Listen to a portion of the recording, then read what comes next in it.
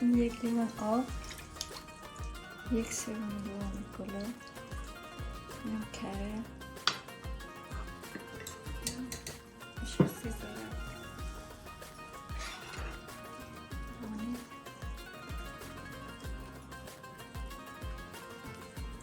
بیکینگ پودر،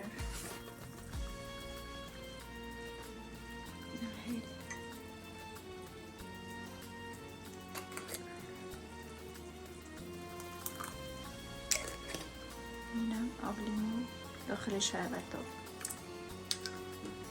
آبش جوش اومده.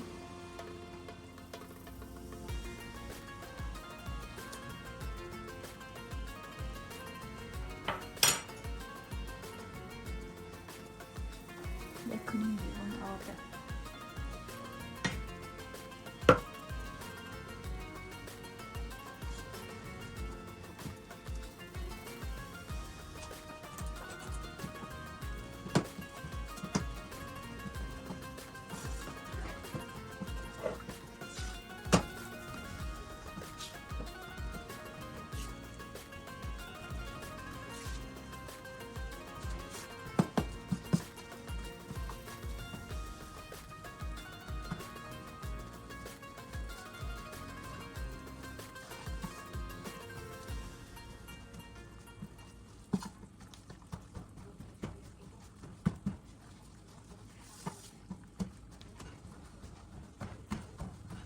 شش 7 دقیقه اینم روی گاز هم میذارم.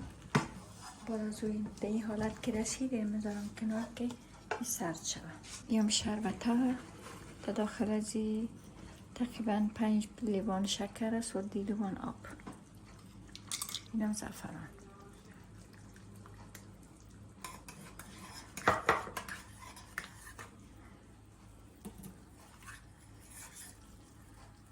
به شکل در آمده. الان سرد شده. من تخم‌مرغ یک دونه رو داخل از اضافه میکنم.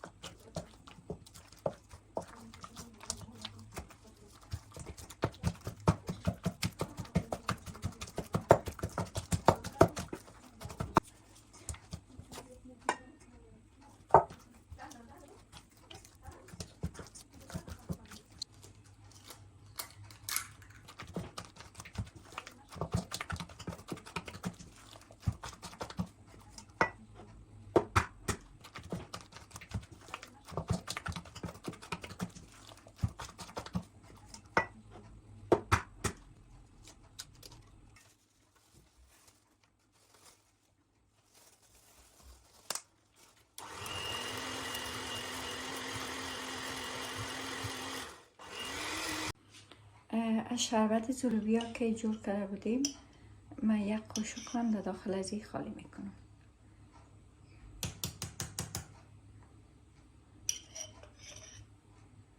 یک قاشق پر. این انقدر هم میزنیم که تا یک خمیر نرم و لطیف به دست بیاید. من خمیر رو داخل از این انداختم و این ماستور کلان انتخاب کردیم. نوک قیچی در روغن میزنم به این شکل میره قیچی میکنم.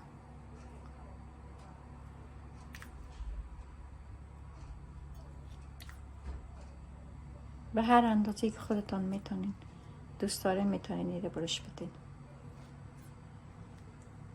من شربتم تیار شده، ماندیم تا این سرخ میشه شربتم یخ میکنم.